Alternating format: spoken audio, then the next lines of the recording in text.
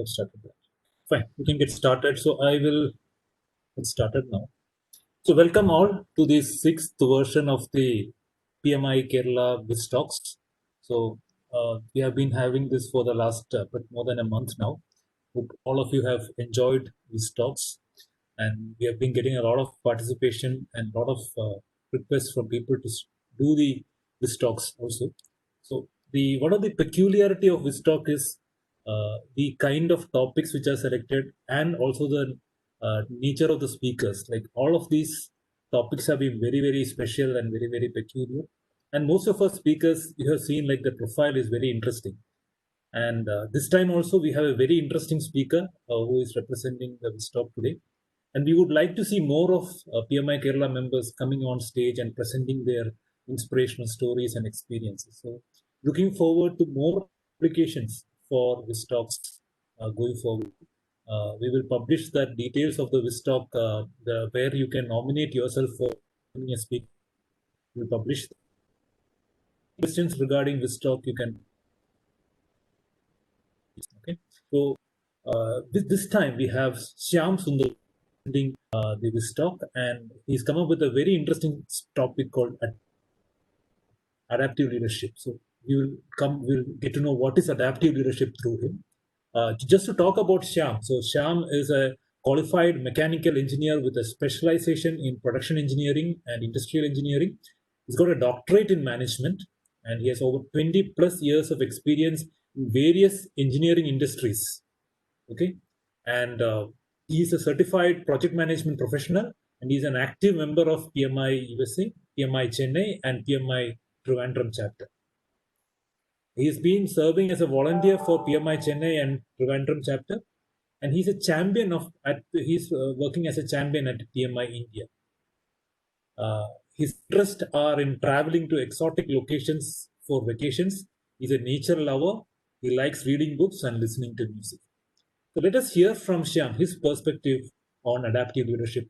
And after this session, the session will be open up to you for asking questions. So you can post your questions in the chat window, and we will ask those questions. Thank you. Yeah, over to you, Shyam. Yeah, thank you, Hey Krishna. That's a brief introduction. So I saved a few minutes not to repeat the same thing. So thanks for that. I think I hope audible to everyone. And yeah, hello everyone. And it's very good evening to all of you. As he mentioned, I don't need to brief myself. So it's made my life very simpler.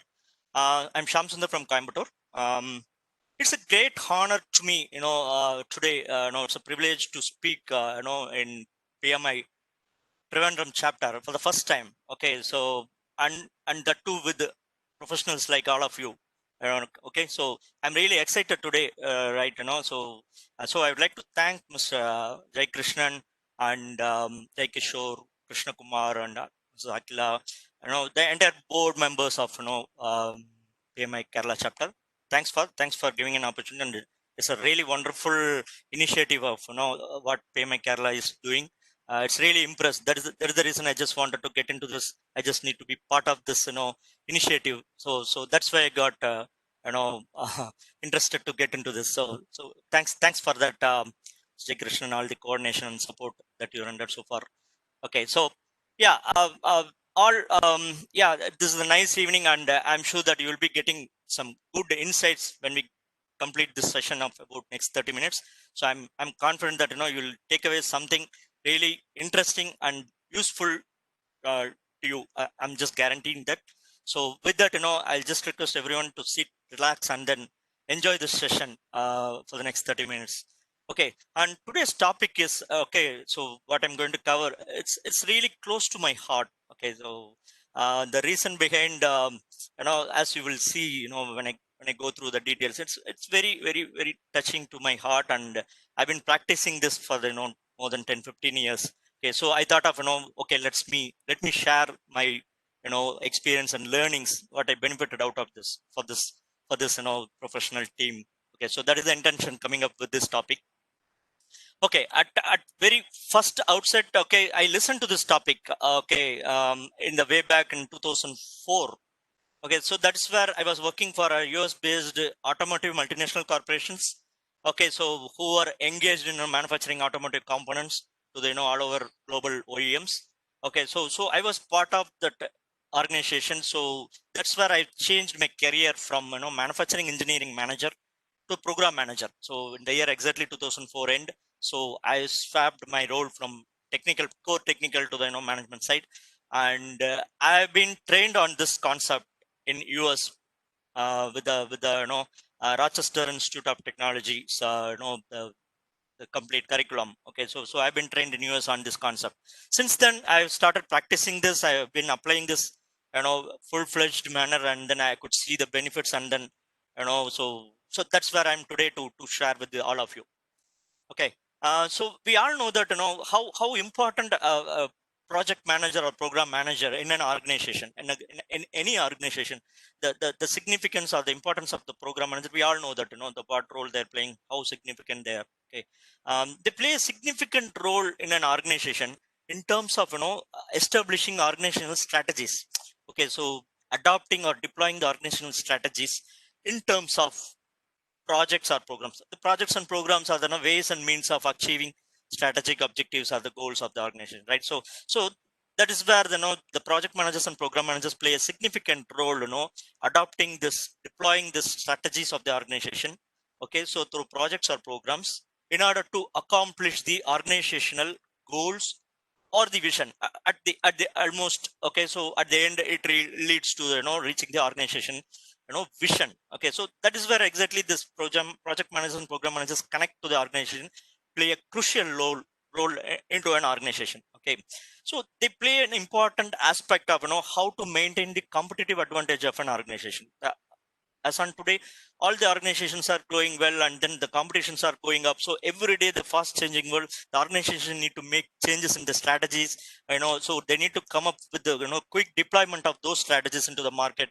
Okay, so unless otherwise, so they're not gaining the competitive advantage into the market, and then they're losing the competition to the others, right? So always it is essential to maintain the competitive advantage by each and every organization, which is where these roles come up, very much, I don't know, need of the hour, like, as I say, need of the hour kind of, the cruciality, the role that is played by project managers and program managers.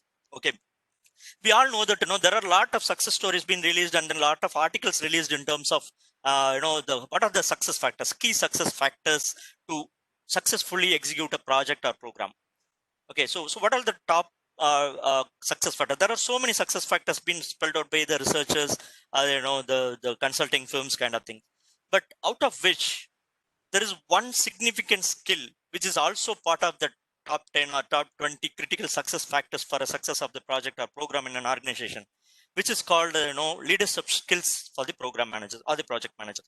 Project managers leadership skills are the ability to lead people.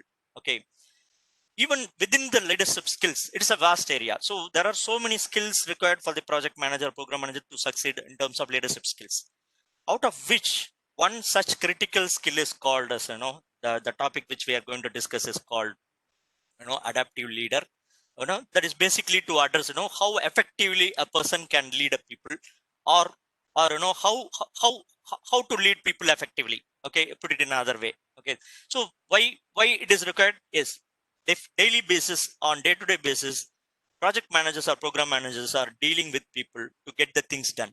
Okay, so their predominant role is to deal with people day-to-day basis, whether it is a stakeholders or the team members, whatever, whoever may be. So the area of dealing with people is vast, and it is dynamic, right? So that is exactly that, since having stated that they are day to day dealing with people, and they need to be master in terms of how to lead the people effectively, how to get the things done more effectively, or more realistic way.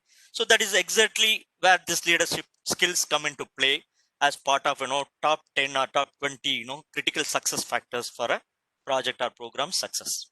Okay, so every one of us, okay, we have our own style of leadership. Definitely each one of us having our own style when it comes to leadership. Okay, so, and we also exhibit that in most of the time. Okay, so the person's leadership style dictates what he or she predominantly applies or exhibit. Okay, that is what predominantly called as a leadership style of that respective person. Okay, yeah, generally we as a project managers or program managers, okay, so we come across with so many situations on day-to-day basis, whether it is a personal life or professional life or in a project environment or whatever it may be. Okay, we come across with so many situations on day-to-day basis, and situations are dynamic, as I mentioned. It keeps changing.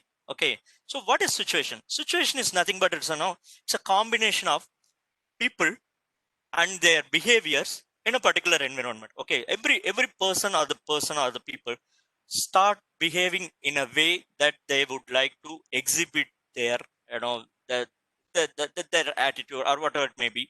Okay, with respect to a particular environment. Okay, so this is all connected together, is we call it as a situation. So when we come across so much of situations which is dynamically changing. Okay, so and people are behaving differently in different situations, right? So we could have all seen that, the same person could have been, behaved in a different way, and we could see, the same person behaved in an entirely totally different way in a some other situation, right? So when the situations are dynamic, when the situations are changing, there is no one leadership style or the, behavior which we cannot, guarantee or, confidently apply or adapt to get the maximum results out of it, right? So as program managers job at the end, get the things done. Okay, in order to achieve the objectives of the project or the, goals of the organization. So without ensuring that we are getting the right things, maximum out of the people, so it is very difficult to be a successful manager or the leader, or, the people's leader. Okay, I can, let me put it that way, people's leader. Okay, not an acceptable leader. Okay, so this is exactly called as, this is where exactly the need calls for, why there is a need for situational leadership. Okay, the concept called, the theory called, which we are going to discuss in detail, which is going to transform a leader into an adaptive leader, is what that we are going to discuss in detail. Okay, so this is called as situational leadership theory. So I'm just going to take you all in a brief way what is situational leadership theory. Okay, so I'm just going into the agenda now. Okay, what are we briefly going to cover today? So we're just going to talk about what is all about the situational leadership theory, which is going to transform a leader, a person, into a adaptive leader. Okay, and we also going to see about why is it required, why what context it is required, what way it is needed at this point of time. Okay, and what is the significance of it. Okay, so why do we need to adopt this leadership style or the situation style? And we are going to see a couple of, briefly about the models and the, behavioral styles, how it works, how a person can deploy or adopt or get in transformed to that. Okay, and we'll see one or two case studies to give a little more insight about whether we get the point or not. Okay, so this is what we are going to cover it up. Okay, so this is where you are. So what is situational leadership? As you can all see that,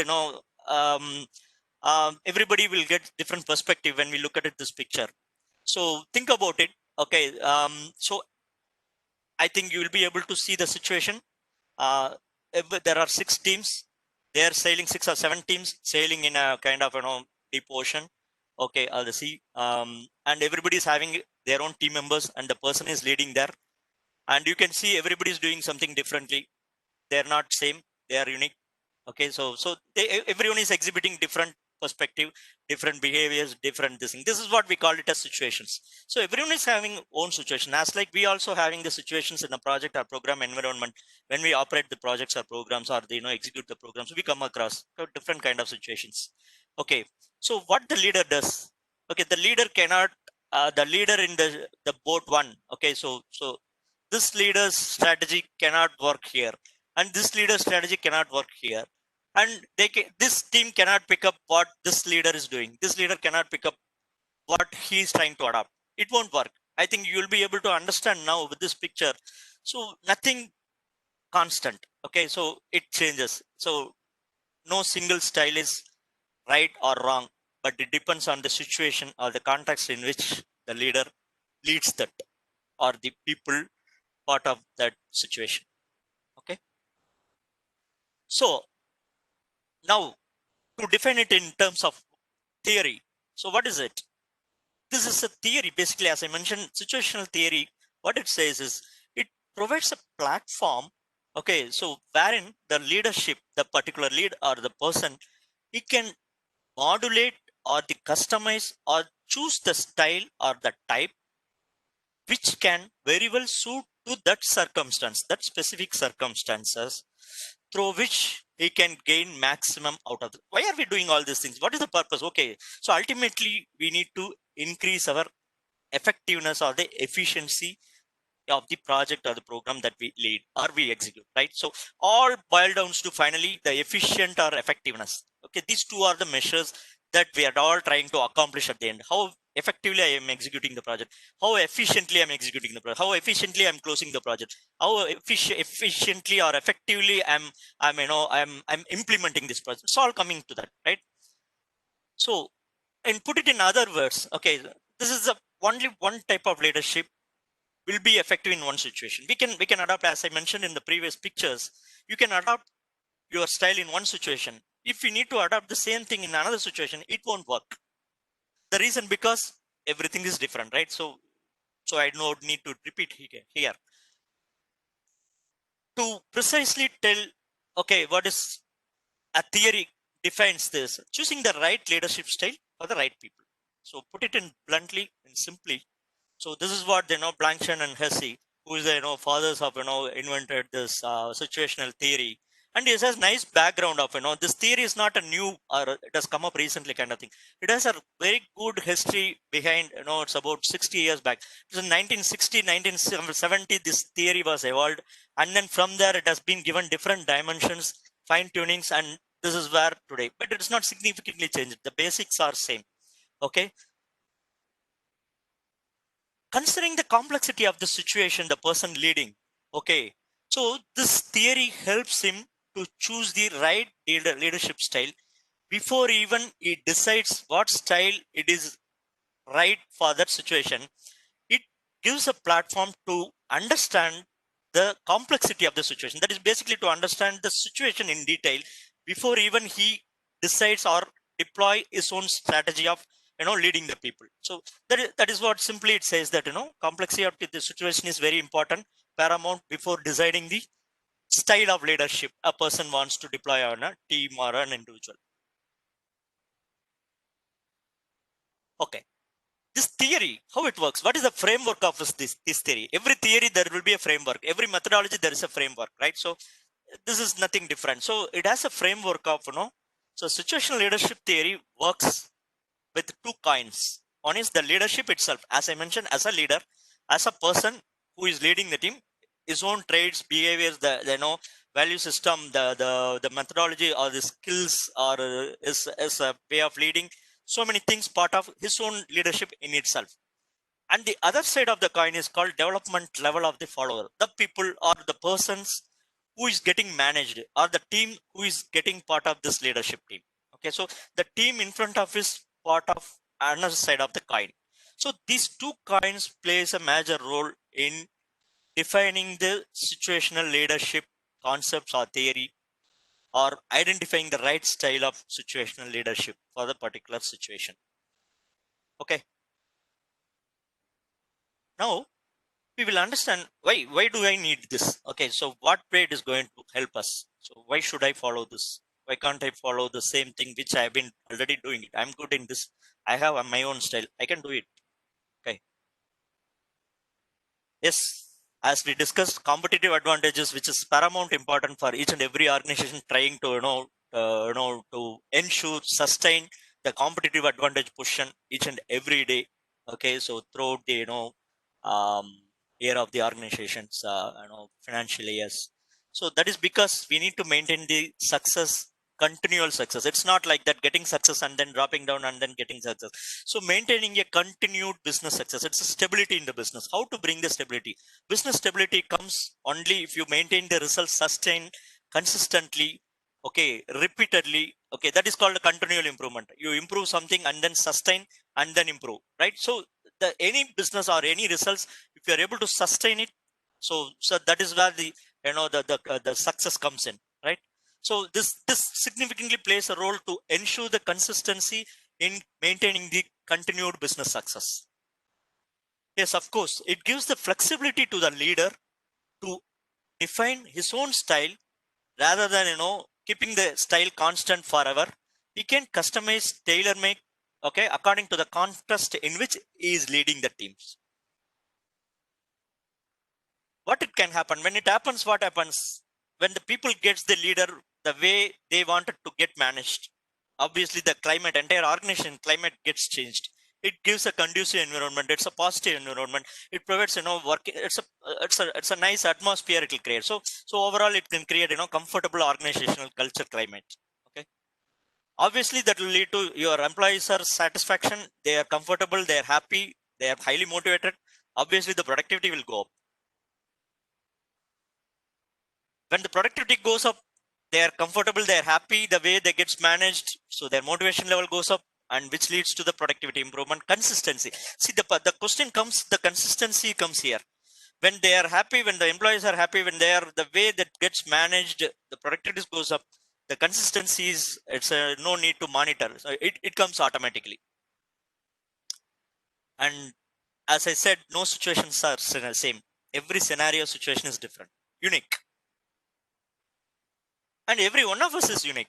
Why not, right? So every team member that we manage is unique. Everybody is having different skill sets, different behaviors, different attitudes, different the approach, different thought process. Okay, so now comes to the what is the significance of applying this situational leadership style? Okay, so what way it can signify, so what way it can benefit, it can add value, okay, at the end of the day. As I told you, situational leadership, it can vary with multiple dimensions. It is not like that one factor, it will just pick up and then applying. So the situational leadership success predominantly based on certain factors, certain framework. Okay, if you do the proper study of these circumstances, then the leadership style that we choose or that we adopt, definitely it will pay off, definitely it is going to pay off. So that's where exactly it comes in. The situational leadership is based on the maturity of the leader, which is what exactly which I mentioned. Leadership in itself, the two sides of the coin. The leadership in itself, it defines the maturity level of the leader. Okay, I don't want to change myself. I want to continue whatever I'm doing. I'm good. I have very good leadership skills. Why should I change? So that is where the leadership in itself comes into picture. The maturity level of the leader plays an important role here when the person need to transform into an adaptive leader, or the people's leader, or the leader whom the people wants to work with, kind of thing. Okay, and the circumstances, which is nothing but a situations, as I mentioned in detail in the previous slides. The circumstances definitely it really matters, because the leadership theory itself is called situational theory. It varies according to the situation. Circumstances are combination of factors. Okay, so circumstances plays a major role. And then the competence, what is its competence? So this is where the other side of the coin, which I mentioned you in the previous slides, the development level of the people, right? We need to understand what level of people I'm just discussing, I'm just working on. Okay, so what level of people I am dealing with? Is he basic level or is a mature level? What is his competence level?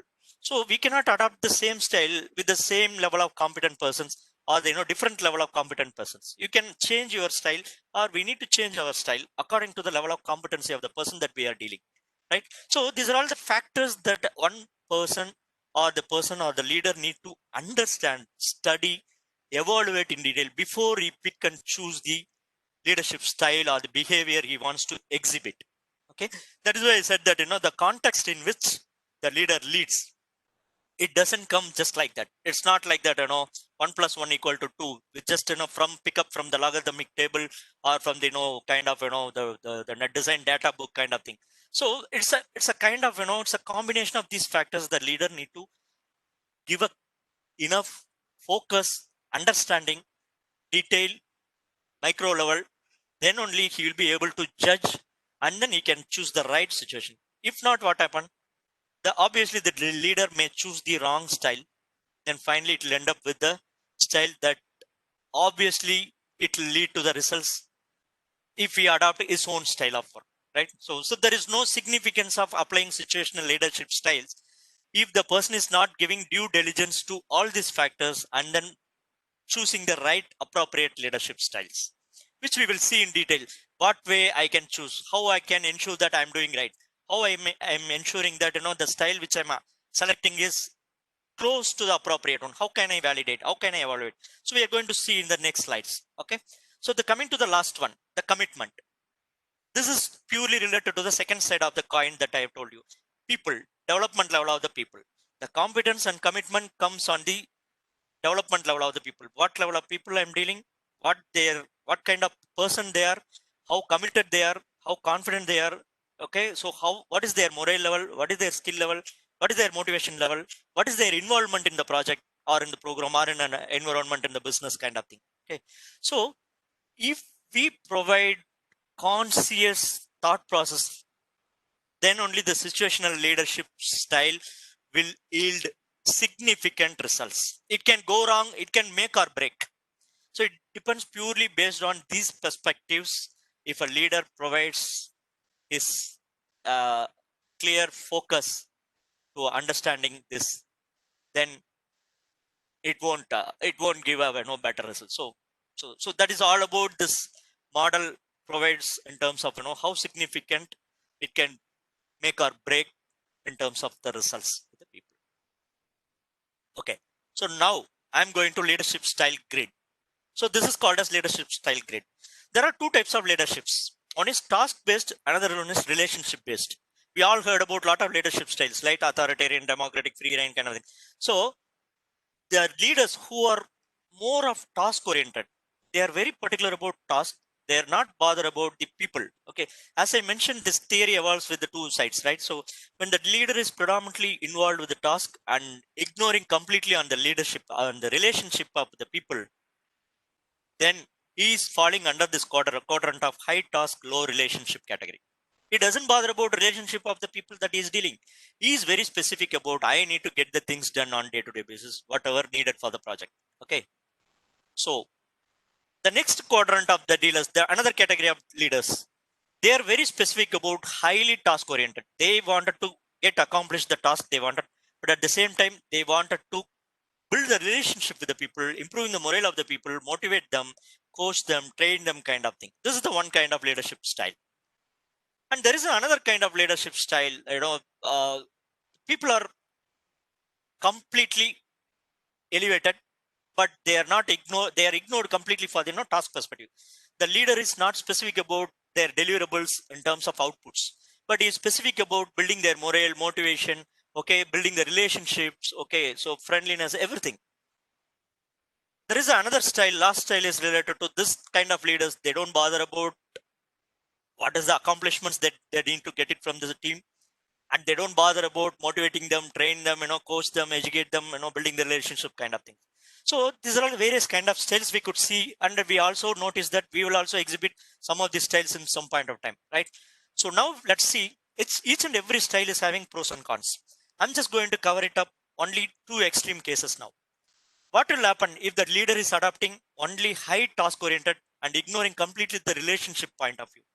Okay, there are advantages. Yes, this leader can get the things done effectively. The projects can be on time. The projects can be delivered to the customer on time. Okay, the deadlines can be exactly the no schedule variances. But what all the disadvantages can happen is it gives completely no room for the flexibility. It it spoils completely the innovation of the team.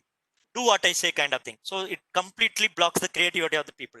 People don't think. They just doers. They don't execute anything on their own. And there is no out of box thinking. Now let us see what is the other extreme when the leader is low task, low relationship, high relationship. There are advantages. Yes, it gives more room for the people. People are predominant here. So they are giving importance to that. And then what happens? The more room for flexibility. So they can come up with the more innovative ideas and more out of box thinking. It can create a flexible environment, everything. Okay. There are disadvantages, even this style. What is that? More liberty to the team. When the team is empowered more and the tasks are not given importance, then they are liberal. They are not questioned on the why they are not delivered something on the time, on date, or on the timelines kind of thing. Okay.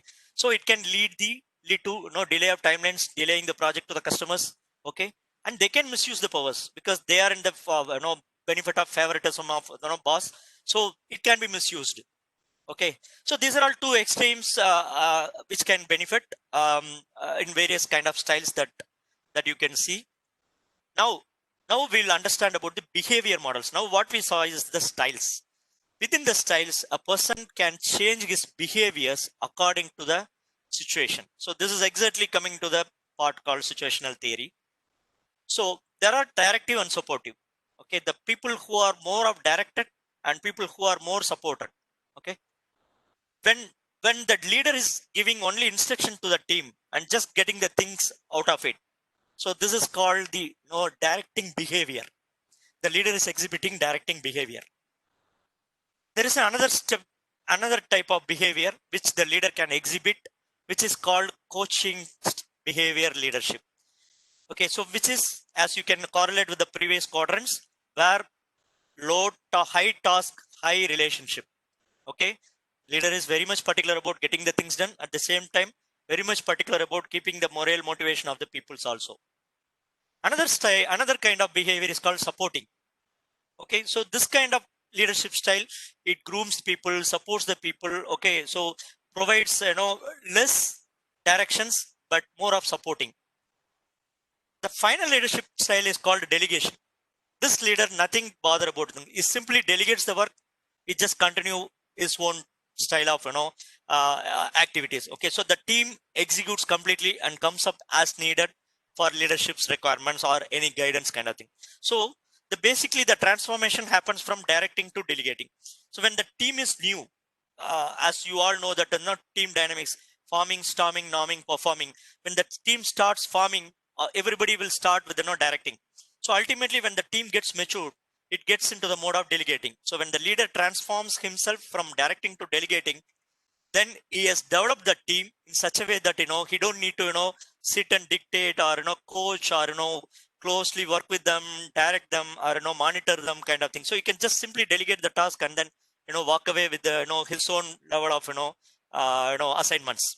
So this is a nutshell. And now let's see in each of this leadership style how the decision making can impact. We'll see the two attributes. One is decision making, one is the communication. Okay, let's see about the decision making, how it works. When the leader is exhibiting the directing style, so the decision making, what it happens, leader only makes the decision. There is no decision making, even the environment created for the followers or the team members. So they are just asked, do what I say. Whereas in the coaching behavior, when the leader is exhibiting coaching behavior, leader provides an opportunity. He listens, he starts listening. He gives a room for the the team members to come up with these ideas, but finally the leader makes the decision here. But still he listened from the followers or the team members. Okay. Whereas when it comes to the supporting role, when he migrates from the directing to supporting, he just swap his role uh, exactly 360-degree. As you can see here, the follower makes the decision. Okay, so but very little input from the leader. Between directing and supporting, it's totally swapped. Okay. When it comes to delegating level, that is the final transformed level. Okay, so where the follower makes the decision, whereas the leader is there as a moral support or as needed. Okay, so the team is self-directed work team.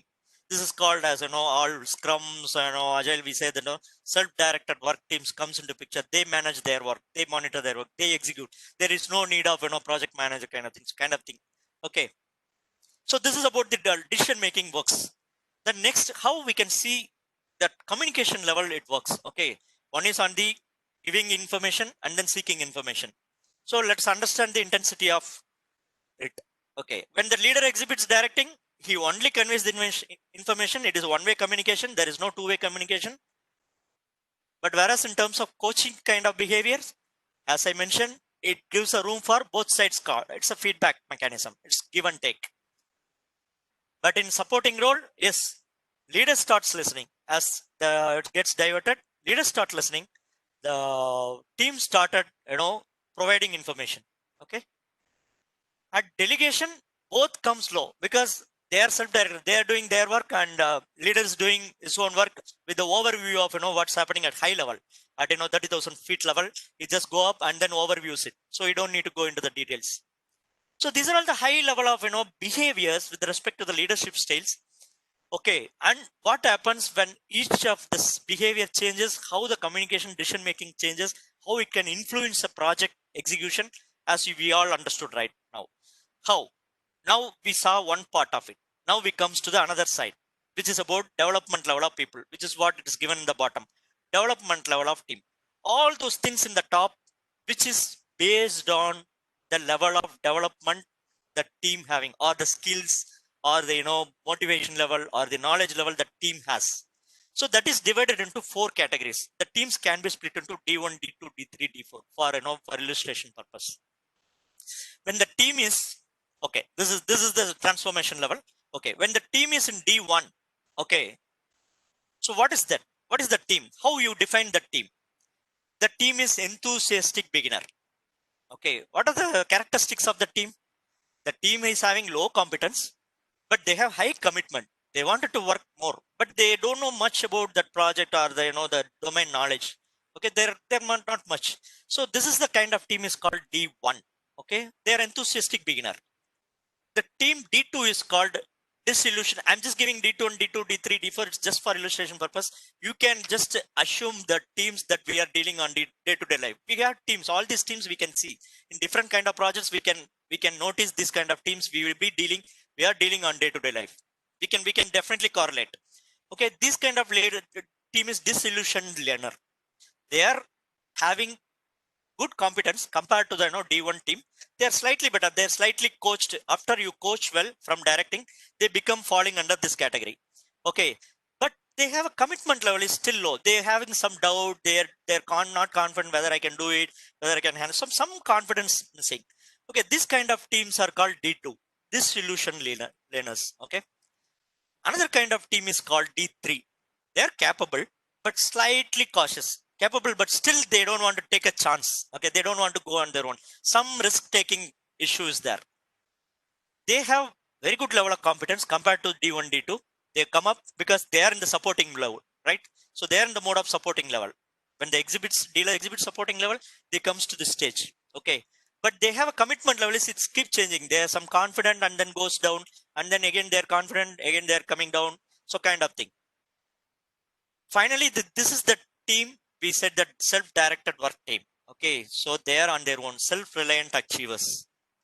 When your teams are at this level, you are good to go. You can deploy anything. You can rest assured that things are done.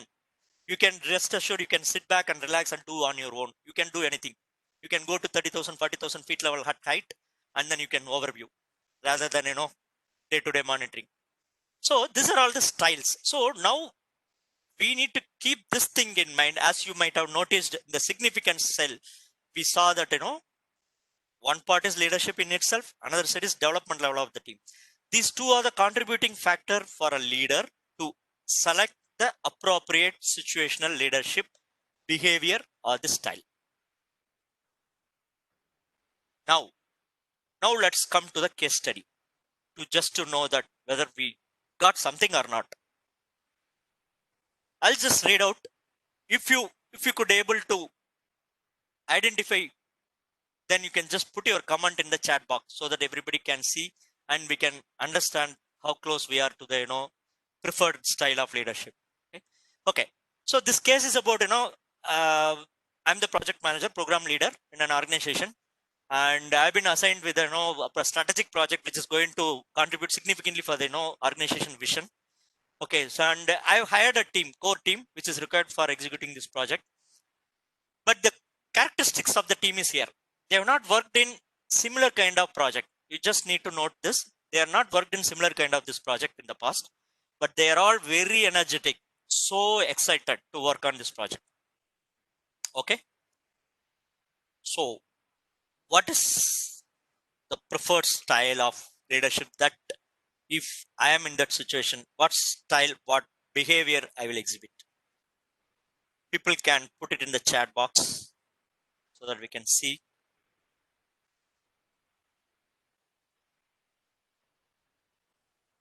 Okay. delegated,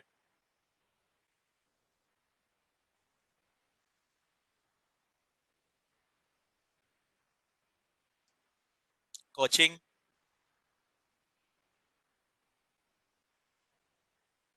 coaching, coaching, coaching, coaching, majority coaching. Okay. Uh, Nothing wrong. It's all everyone's perspective. How you want to see. This is where exactly how you perceive this situation or the context, how you perceive that matters really. And that also matters for the success of your effective results that you are going to get out of it. Nothing wrong. Again, I'm saying nothing wrong, but which is most beneficial results it can yield is what it matters. The style is preferred style is S1, which is about directing. Because as you can see, which I have highlighted in the case to give a clue that enthusiastic beginner, the team is enthusiastic, but they never worked in the similar kind of projects, so they are not they need a guidance, close kind of support, day to day kind of thing. So S1 is the obvious. Once you groom them, you can change your style to S2. Next, case studies about a project manager in an organization who won a project from the customer, a similar customer, existing customers. It's a similar order. It's a repeat order from that customer, and that that that that customer already got a project from us, which is delivered successfully from the team. Okay, so now you are the project manager, or you hired a team within your organization. You formed a core team, and the team is having the characteristics of they have already proven track record. They only executed the previous project for the same customer. They executed very well with very, very little involvement from you. Because with least your support, they have executed your previous project, which customer is also happy. That's why they come up with another project with you. Okay. Now, what style?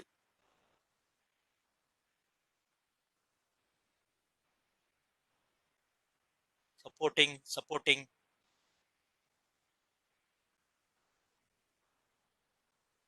delegating, delegating, delegating. S4, S4. Wow. It S4, delegating. Excellent. Most of you are right. So I think this 30 minutes has paid off. I think it's justified. Um, yes, it's highly competent.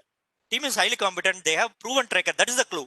They have proven track record, which means it's been delivered on time with least your support, which means you are out of this, uh, uh, close monitoring. So you are in the 30,000 feet. Okay, let's get into the last case study. Okay, you're the project manager in an offshore project, and the team is assigned to you, and the team's competence level is moderate, and they need step-by-step directions, and so they are not fully confident, and also okay, so they're slightly back and forth. They're changing their moods or attitudes. Okay,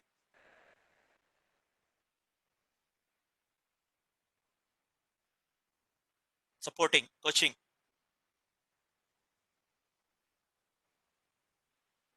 S2, which is coaching, supporting, coaching. You have the clue in the bold letters in the case study itself. Best style is supporting because they have a moderate level of competency. So confidence is going back and forth as we saw in the D1, D2, D3, D4 characteristics. So it's slightly going up and down. Okay, so but they have a good competency. Okay, so they need slightly some support, some patting, some kind of okay, so okay, you're doing good job. Go ahead. So you're in the right direction. So just setting up the stage, kind of just moderating it. So I think finally, effective leaders need to be flexible. I'm just justifying that. So when we do this, what happens? What we did now?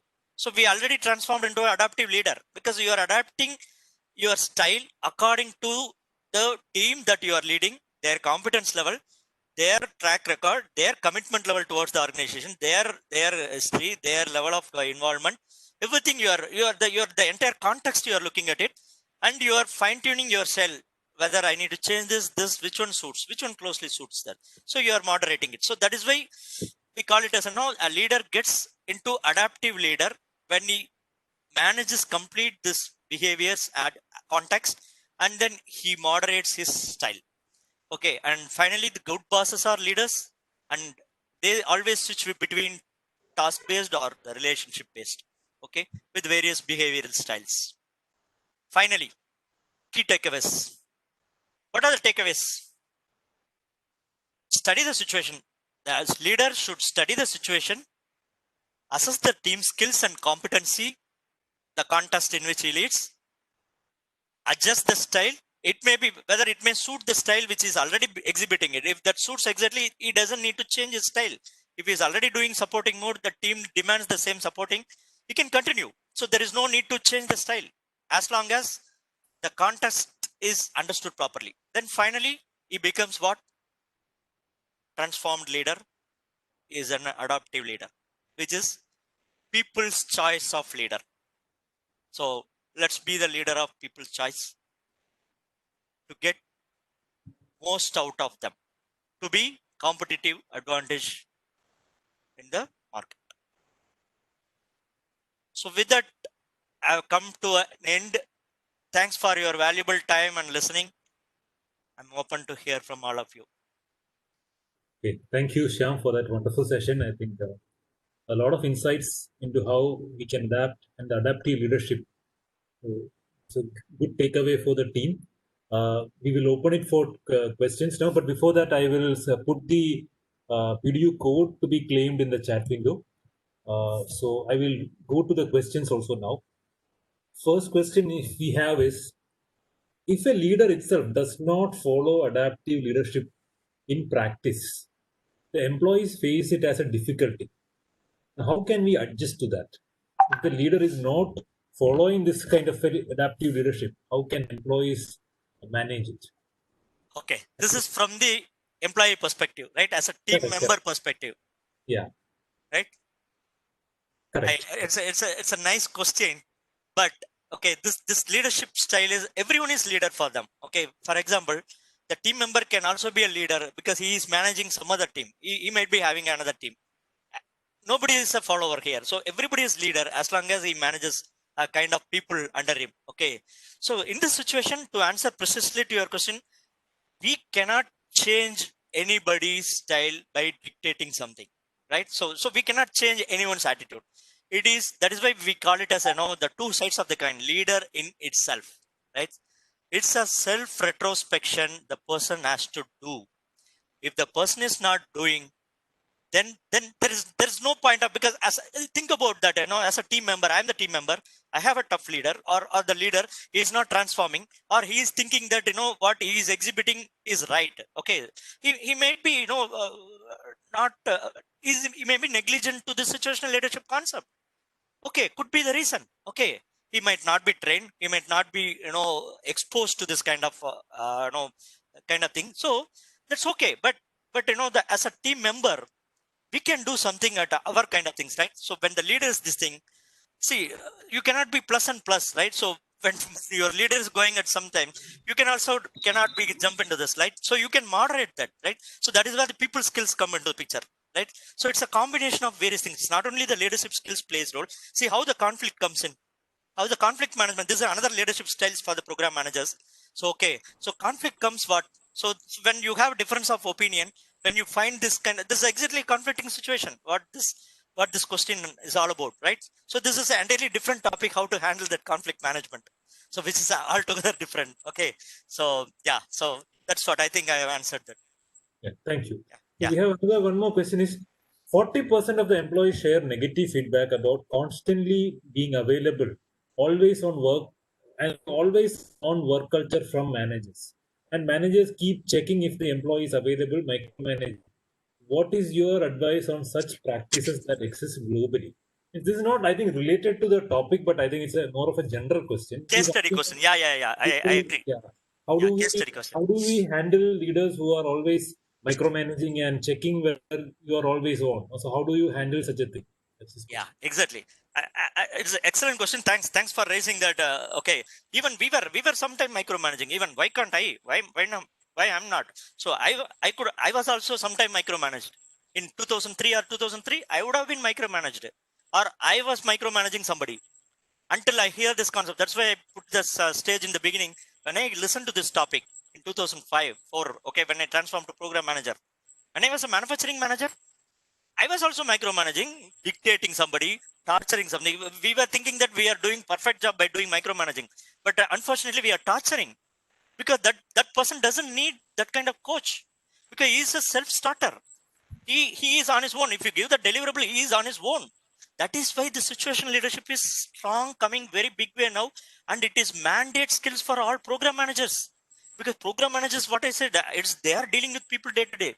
So let us at least let's not about other functional managers, but obviously organizations now started teaching this from the HR perspective to all functional managers because they are also dealing with people. See, this theory applies to who are all dealing with people. This applies to the parents when it comes to home. As a parent, as a child, how are you dealing? Are you beating your child that when he is doing on his own? Are you beating, forcing him study this lesson, study this? We are not doing situational leadership there. We can adapt. So what I'm saying is, so this is entirely different. So people have to change. This is what the transformation has to happen. I'm not sure how this theory is having big background, right? As I said, it's about 60, 70 years old. It's not newly emerged, but it has to come up very long way. Now it has come up, it's coming up because a lot of HR practices coming up this and taking up and then training their functional managers and project managers, program managers, because finally they want to create a nice environment for the people. When the people are not happy, what happens? Your layoffs, your retrenchments, and then your attrition rates, everything goes down, goes up, because people leave bosses not because of all your this nice proverb, right? People leave bosses, not companies, right? Why? Because all these two questions answers that. Because you don't have control of changing your boss, or so what we can do, we can change. When we change, the change can happen from ourselves, right? Because we are the project manager, or we may be a manager for tomorrow for somebody, or as I said, I may be managing two people, or I may be managing two people in my home. Why can't you start the transformation? Okay, good. So So, yeah. thanks, Shyam. Yeah. One more question. This is, I think, related to the COVID situation. Like, Yeah. he's asking, the question is, have you faced any leadership related challenge in real life in this virtual environment? Means, any new challenges have you faced in this virtual environment where you have to lead teams across? Yeah, in fact, this theory works very well in this this pandemic situation. In fact, in our organization, manufacturing industry, we are seeing significant results because we are deploying this with even functional managers level. Okay, not only the program managers, PMO level, we are even deploying at the functional departmental managers level. Okay, because a lot of people having teams working at silos and working from the teams. Even though we put a lot of tools and techniques for managing this pandemic situation, like putting the Trello boards kind of thing. There are so many business agility to bring the business agility, how to kind of business continuities. There are so many things are there. In spite of that, this helps a lot because what happens, your team is sitting there, you are not micromanaging again, calling them and hey, comes to the Zoom meeting every day morning, I want because I don't know, you're not physically sitting there. This literally works here. If this practices now, if you know the team very well, if they are the performers, if they are in the fourth quadrant, if you know them, they are in the fourth quadrant, the leader will not dictate daily morning meetings, daily evening meetings, or in between follow-ups, or in between phone calls, and then in between emails. It happens. It happens. It happens, and we are changing the functional managers to transform into this because this is the right situation where we don't want to, assume something whether the people are working or not at home, and then with that question in the mind, and then we don't want to, play the, delegation role. Sorry, dictating role, because we don't want the leaders who is already in the delegation mode. Because of this pandemic situation, they should not come to the this left as S1 quadrant. You got no. So because it can happen, because now I don't have team in front of me, so my My leadership inbuilt as itself has gone down. My value system's gone down. So I'm doubting myself. I'm doubting my team. So it's a one side of the coin, which is what I told. So then what happens? I'm doubting. So then I will change my behavior from S4 to S1. Then I'll start dictating, hey, what you've done? What is this last hour output? Have you done this? Send me this thing. Then you are ruining your team. Then the team motivation comes. What happens? They don't deliver. They'll kept aside. They'll put all the things aside. They don't do the work. They'll justify. They will find a way to justify. Okay. We cannot do the policeman job, right? So you can do policeman, but bringing the delegation level, make them self-empowered. What it works with Scrum, everything, whatever you say. Okay, so that is always work, right? I think I'll take one more last question. So we have more questions coming here, but I'll take one last question here. Yeah. It's a very interesting question. How can we measure the leadership success rates and its benefit realization? Because see, we know like different leaders take different leadership styles, and like the way you said, you are actually using different types of leadership with different teams at different stages. Is there any way to measure the success rate and benefit Okay. realization? Because that is what most organizations will. Correct. This is also a nice question. Nice, excellent. So thanks for the person you asked. Okay. First of all, why do we need to measure as a leadership? Why do we need to measure? There are so many things to measure in an organization. If you take in an IT industry or managing whatever it may be, there are so many metrics to measure. Okay. So there is no need to measure certain metric in a way which is not making sense. There is a book called Measure What Matters. I think everyone has to read that. Okay. So I'll see if I can make a session out of it after some point of time. It's an amazing book, Measure What Matters. That is going to be the trend in strategic management. It's coming up in a big way in all the organizations. So if you have a time, please read it. It gives you answer to this question. Because why do we need to measure what we measure? You just ask whatever, you just go back and even in a project, you just measure. Why do we need to measure this triple constraint? Why do we need to measure scope, schedule, cost? Does it make sense to me? If it doesn't make sense, then no need to measure. We don't need to measure that. Let's measure something which is more significant, more realistic, it makes sense. No, let's measure that. So we are just transforming our organization in the same way. I'm just implementing this strategic deployment. Okay, so that's why I'm speaking this. So we are just completely transforming the what we need to measure. We are completely changing the measurements. We are completely changing our KPIs. We are conventional KPIs to we are changing to the traditional to strategic level. So what measurement? If you measure something which is not making sense, then you are going in a wrong direction. So first let us fix what is the objective. Why I need to measure this measure? Why I need to measure? Is there a reason to measure that? If not, if you don't get a yes, don't measure it, change it. So to answer this question, we can measure. There are so many ways. You can measure the productivity, you can measure the morale of the employee, you can measure the satisfaction of the employee, you can measure the the burn rate of the the sprints. So whatever it may be, these are all the output or the effect of the leadership. See, certain things you cannot measure directly. We don't need to measure also. Okay, so these are all the contributing factors. Okay, so it is easy to measure. We don't need to measure the root causes. We need to measure the metrics or the initiatives. Okay, so that is precisely exactly my answer. So people, if you have a time, just read it. Measure What Matters, the book. Okay, so it gives you complete perspective. Even in a project, what metrics you need to measure. Yeah. That's a very good suggestion and takeaway for the team also. Like such good books. I think let's do that in all the sessions. And looking forward to questions from you on that topic. Yeah. Thanks everybody. Yeah, And I'll see that. I'm just thinking. Yeah. Yeah. we have more questions. I think Shyam will. Maybe you And can send it to me by email because I'm happy to answer everybody. Thanks that. yeah, thank you. So Shyam will Yeah. be Yeah. available on our PMI Kerala group and also on email. So Yeah. you're WhatsApp. I can answer anything. Yeah. I'm open because it's very close to my heart. I'm happy to help somebody to transform them into a situational leader. Thank you, Shyam. Thank you, Shyam, for this wonderful session. And we are really looking forward to sessions in the future also. We have been very grateful to the speakers so far who have done great sessions so far. We are looking forward to more such very good experience sharings in the future also. Thank you so much. Thanks a lot. Thanks a lot for the entire team and the participants. It's an excellent session for Thank me. you. Yeah. Thank you. Have a nice day. You too. Good night.